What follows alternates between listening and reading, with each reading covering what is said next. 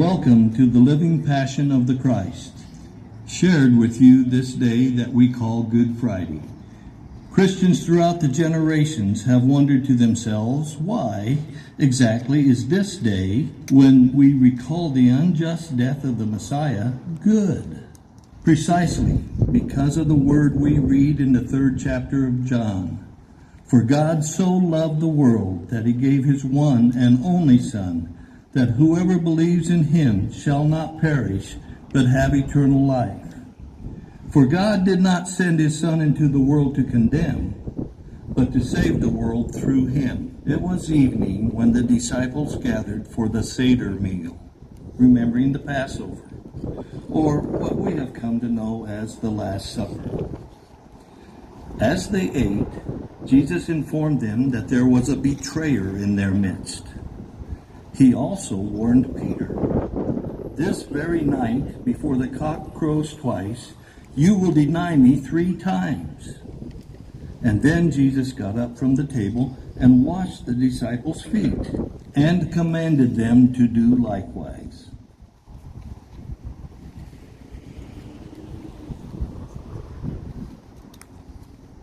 Later, he and 3 of his disciples walked to the Garden of Gethsemane. Peter, James, John, sit here while I go and pray to my Father. Yes, Lord, of course. I'm in anguish. My soul is overwhelmed to the point of death. Keep watch. Stay awake. Jesus walked a little further and fell to the ground.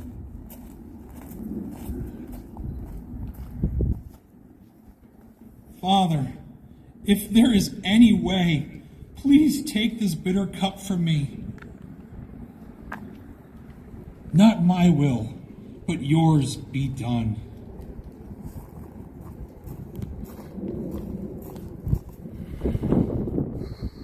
So you couldn't keep watch with me for 1 short hour? Now maybe you're learning. The spirit is willing, but the body is weak. Watch and pray. Take care that you are not pulled down during the time of trial.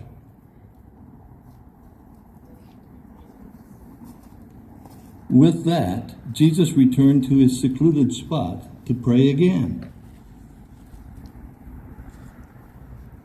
Father, if there is no other way for this cup to pass without my drinking it, then not my will, but yours be done.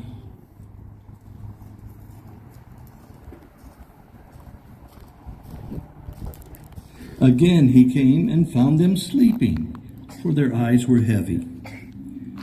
So, leaving them for a 3rd time, he prayed in the same way.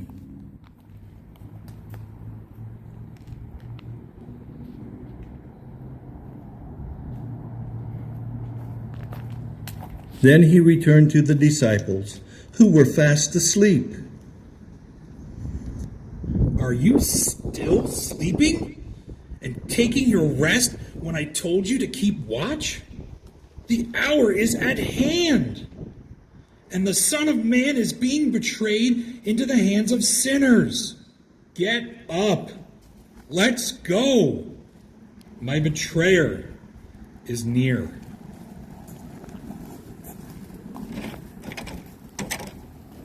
Here he was, Judas, one of the 12 disciples, leading a crowd of people who were carrying swords and clubs. They were eager to arrest Jesus. And Judas, the one who intended to betray Jesus, told the elders that he would give them a sign. "I will greet him with a kiss, and you will know that the one that I kiss is the one that you should arrest." "Rabbi!" Make it quick, Judas. And with that, the crowd came to seize him. One of the men with Jesus grabbed a sword and swung it toward the slave of the high priest, slicing off his ear. Enough! And immediately Jesus touched the man's ear and healed him. Put your swords back. People who live by the sword die by the sword. Surely you realize, if I called my Father, he would send 12 legions of messengers to rescue me. But how then would the scriptures be fulfilled? We must allow the story of God's kingdom to unfold.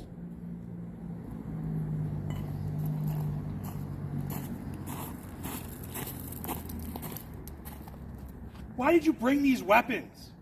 These clubs, these bats? Do you think I would fight you? Do you think I would dodge and escape like some common criminal? You could have arrested me any day I was teaching at the temple. But you didn't.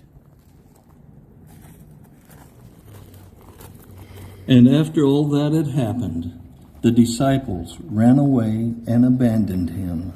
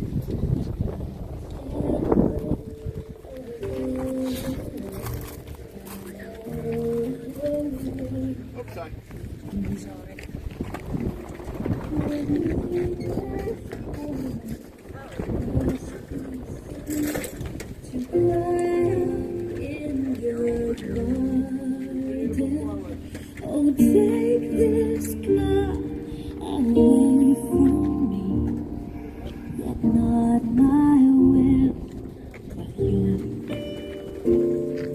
Yet not my will, but yours.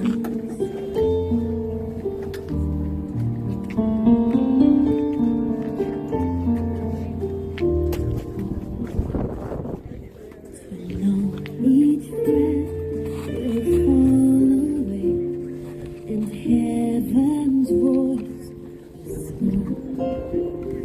For hell to have its vengeful day upon Golgotha's hill. No words describe the Savior's plight. They took Jesus to the high priest, and there the chief priests, the elders, and the scribes assembled. Now the whole council was looking for testimony against Jesus in order to put him to death, but they found none. Many gave false testimony against him, and their testimony did not agree. We heard him say, I will destroy this temple that is not made with hands, and in 3 days I will build another, not made with hands. But even on this point their testimony did not agree. Then the high priest stood up before them and asked, Do you have anything to say in your own defense? What do you say to that? But he was silent and did not answer. Again the high priest asked him, Are you the Messiah, the Son of God? I am, and you will see the Son of Man seated at the right hand of God. Why do we still need witnesses? You have heard his blasphemy. What is your decision? After what he says, even the deserve of death. all of them condemned him as deserving death.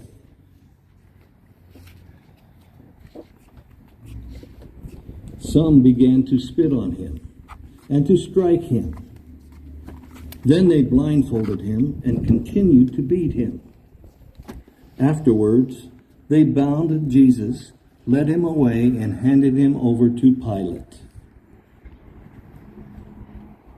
I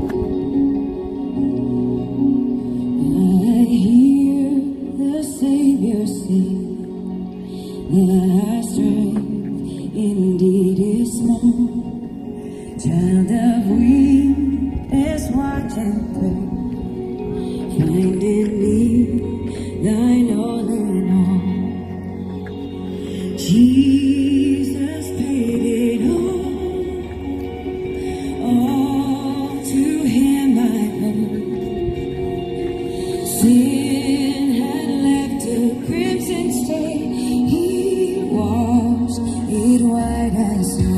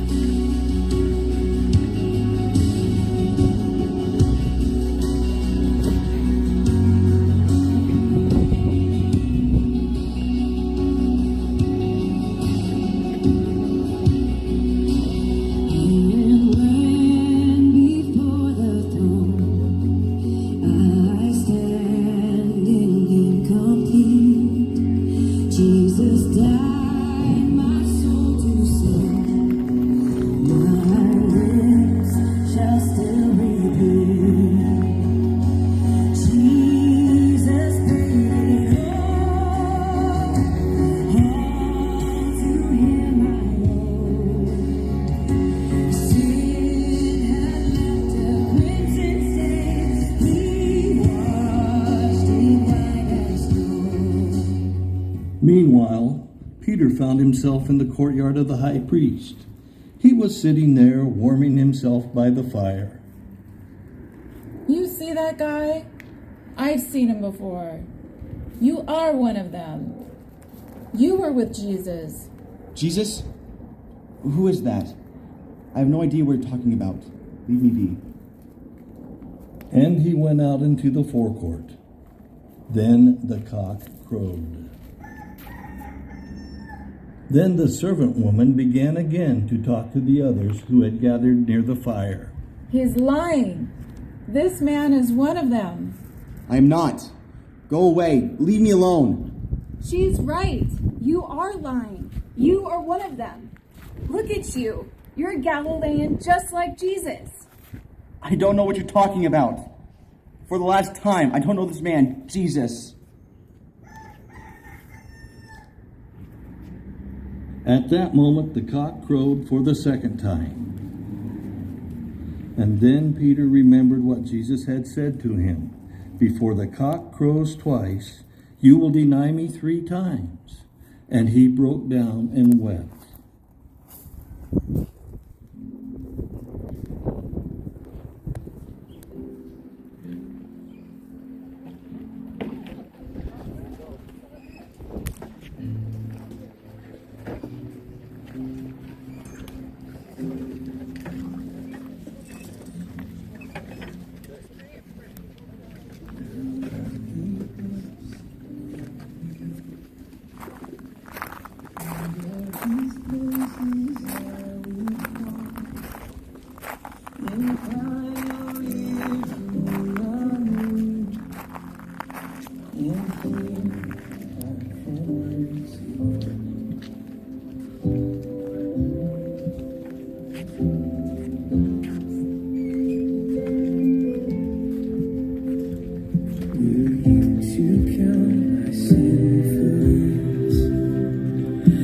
Could I come before your throne? Yeah.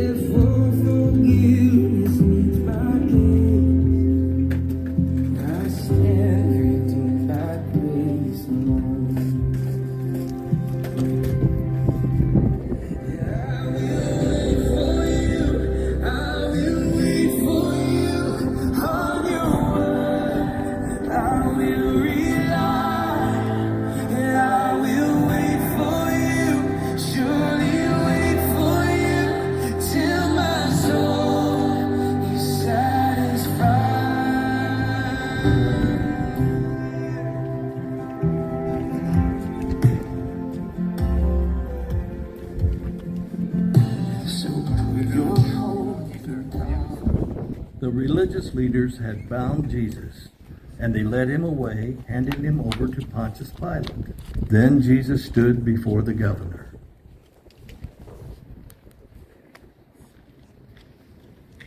Are you king of the Jews? You have said so. We have observed this man leading our nation astray. He even forbade us to pay our taxes to Caesar. He claims to be the anointed one and a king himself. Do you not hear how many accusations they make against you? But Jesus said nothing. His silence was so peculiar that Pilate was stunned. Since it was the festival of the Passover, there was a custom that Pilate would release one prisoner of the people's choosing. On this day, Jesus was brought to the crowds, along with Barabbas, who was a known insurrectionist. Whom shall I release for you, Barabbas or Jesus, who is called the Messiah? The chief priest and the elders began to stir up the crowds. Tell him to release Barabbas. And soon the crowd shouted, Why? What has Jesus done? I have found nothing to sentence him to death. I will have him flogged and release him. But the crowds, stirred up by the elders, continued.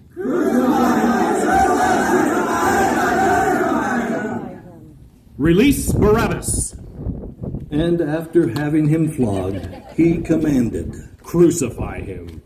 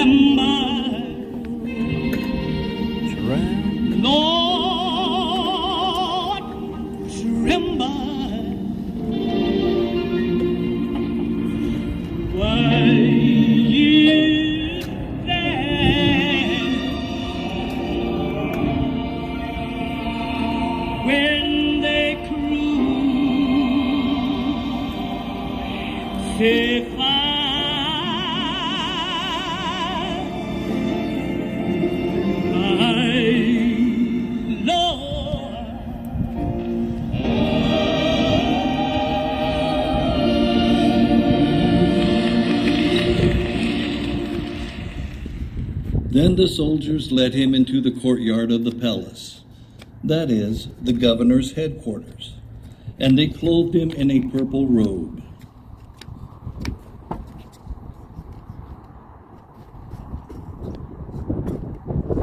And after twisting some thorns into a crown, they put it on him. And they began saluting him. Hail, King of the Jews! Hail, King! They struck his head with a reed, spat upon him, and knelt down in homage to him. After mocking him, they stripped him of the purple robe and put his own clothes on him. Then they led him out to crucify him. Along the way, the soldiers compelled a passerby to carry his cross. His name was Simon, who was from Cyrene.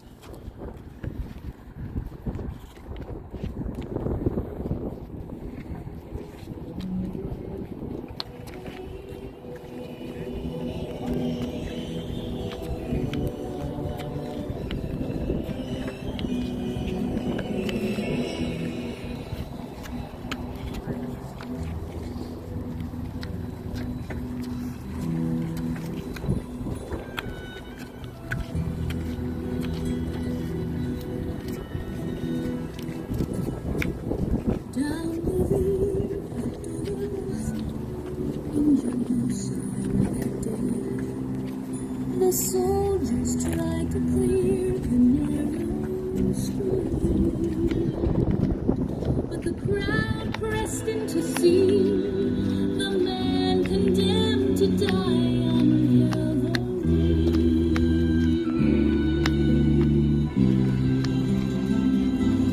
He was bleeding from a beating. There were stripes upon his back, and he wore a crown of thorns upon his head, and he bore with every step the scorn of those who cried out for his death. Down the Via Dolorosa, all the way of suffering, like a lamb came the Messiah, Christ the King. But he chose to walk that road out of his love for you and me.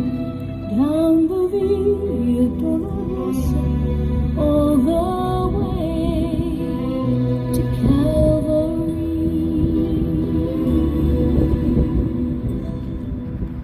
They brought Jesus to the place called Golgotha, which means the place of the skull. And they crucified him. Meanwhile, the soldiers began to divide up his clothes among themselves by casting lots. It was 9 a.m. when they crucified him. The written notice of the charge against him read, "The King of the Jews." People began to make fun of him.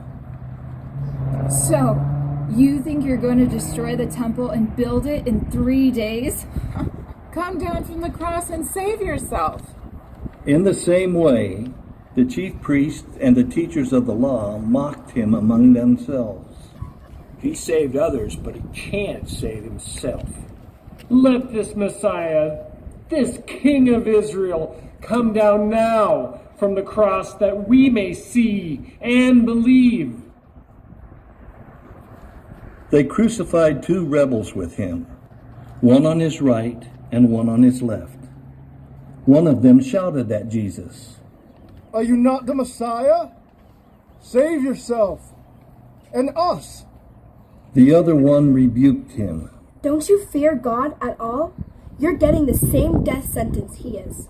We are getting what we deserve since we've committed these crimes. But this man has done nothing wrong at all. Jesus, when you come into your kingdom, please remember me. Truly, I tell you, today you will be with me in paradise. At noon, darkness came over the whole land until 3 p.m. And then Jesus cried out in a loud voice, Ellie! Ellie! Lema! Sabachthani! My God! My God! Why have you forsaken me? When Jesus knew that all was now complete, he said, I thirst. A bowl of sour wine was standing there. So they put a sponge full of wine on a branch of hyssop and held it to his mouth.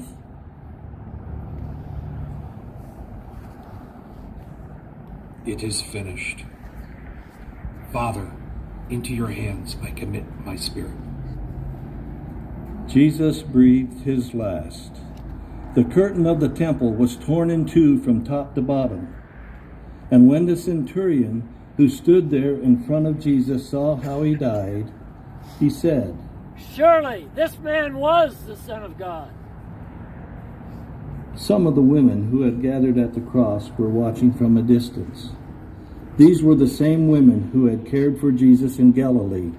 And in 3 days, they will rise early on Sunday morning and discover the empty tomb.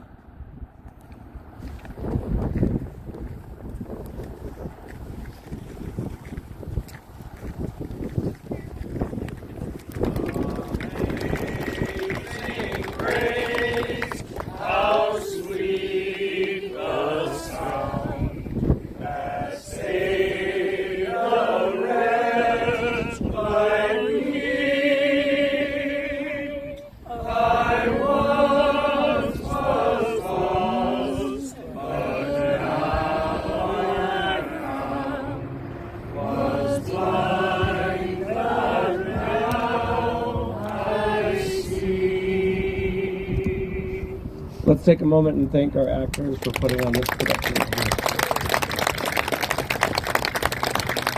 Let's take a special moment and thank Penny Lane for doing a wonderful job as a co-director and putting a lot of work in. Thank you, Penny, very much.